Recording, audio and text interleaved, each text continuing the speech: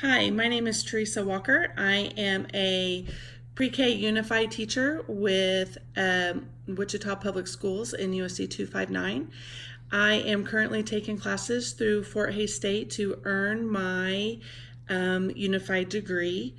I have been teaching pre-K in Wichita for about 16 years now. I have always had special ed students in my classroom. We've always had a special ed teacher. The past 2 years I have been the unified teacher, so I've been in both roles, regular ed and special ed. Over the years, with the different needs of our students, I have used a variety of assistive technology, mainly the low-tech tools.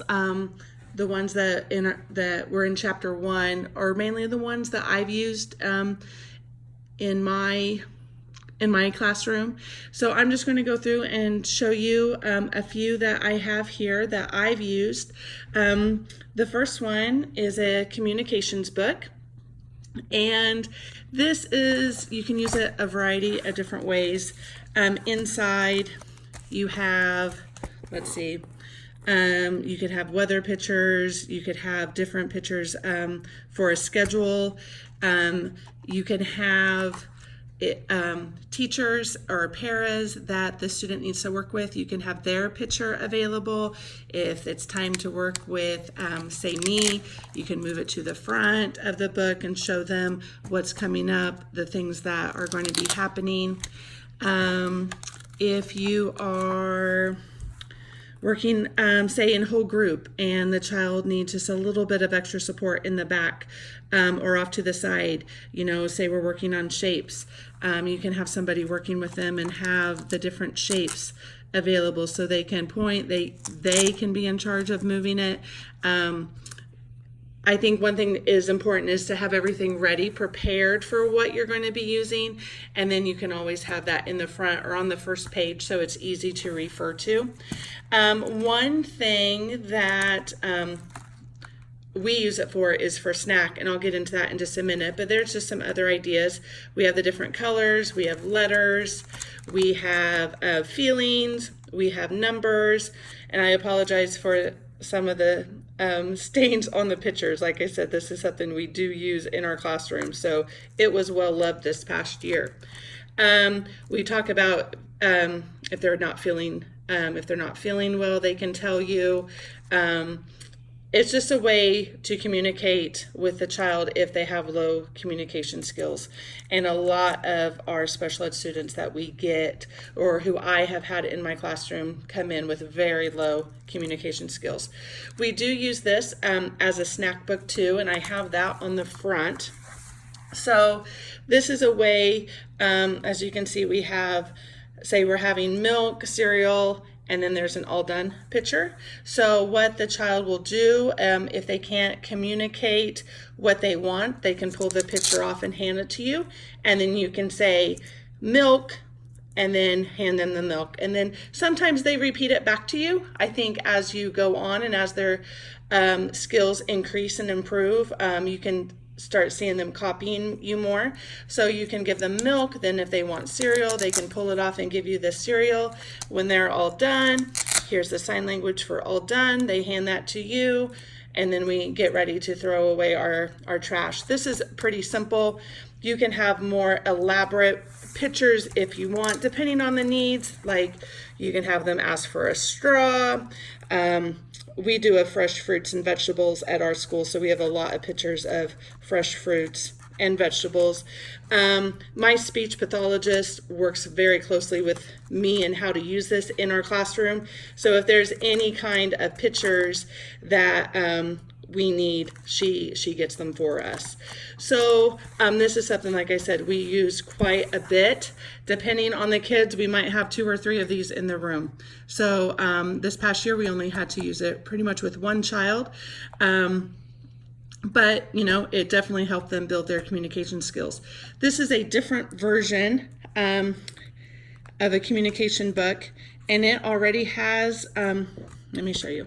It has tabs across the top, snack, shapes, colors, alphabet. It just helps them communicate.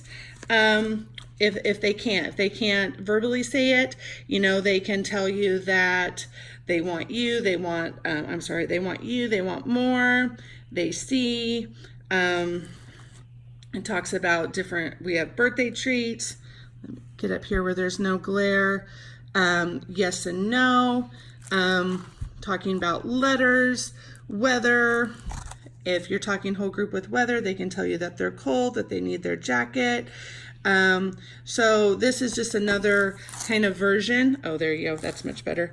Another version of a communication book that we have used. A few years ago, we had 5 different kids with their own books.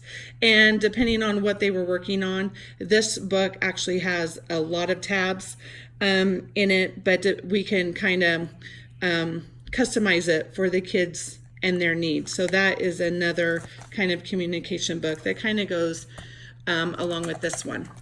The next one I have here is headphones. And I think this is a pretty common tool that's used. I know this one actually has a cord on it. I was unable to get the one that we had cut off. So I just use this for an example. This is for a student who is very sensitive to sound.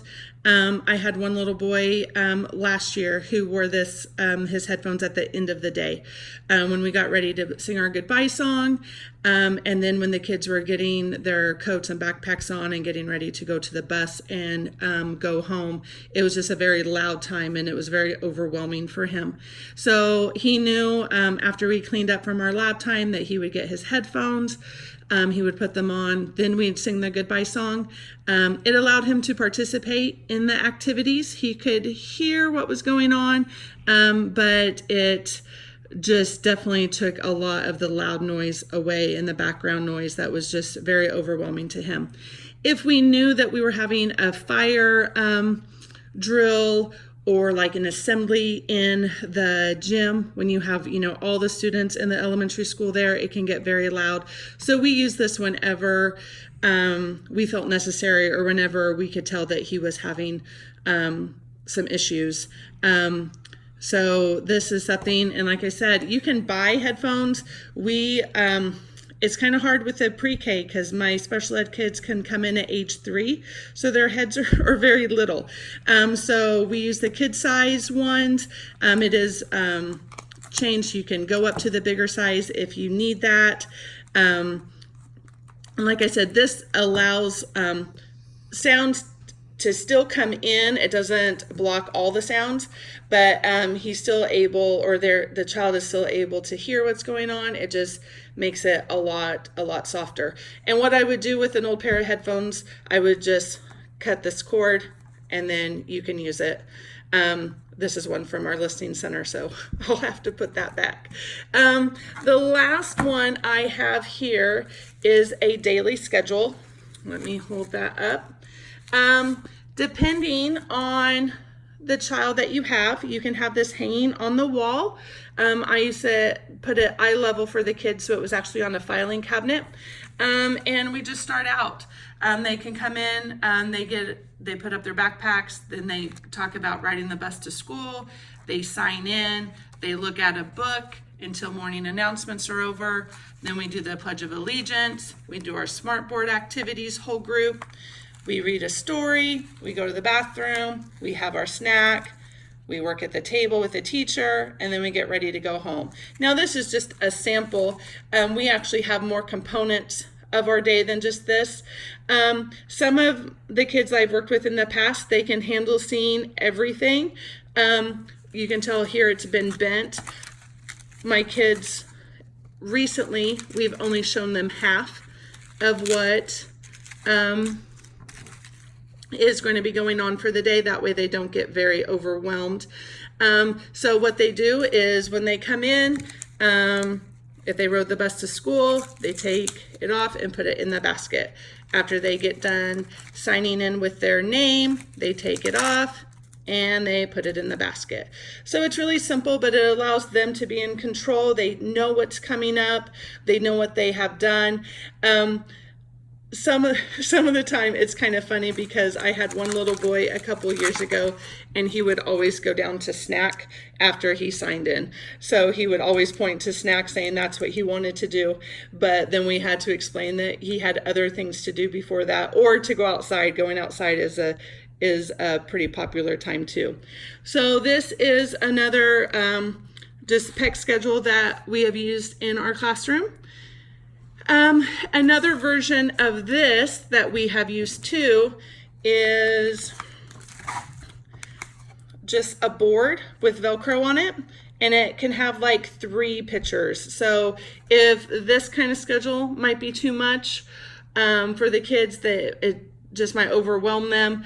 Sometimes it's easy just to have this with an adult that's working with them, whether it's the teacher or one of the paras, and you can just talk about, okay, you need to sit down, we're going to have lab time, and then we're going to work with the teacher. They might not need every component of the day. They might just need simpler ones. On the back, you can put ones that you use all the time. So it's easy for the teacher to take this off and put it on there and say, okay, we're going to the bathroom now. And then the kids can look at the ones that they've used or need to communicate with you too. So this is just another way to do a schedule that's a little bit more simple for the kids. And again, all of this is just based on the children's level of where they are. But I know all of these tools I use very regularly in my classroom, and they are very beneficial. Thank you.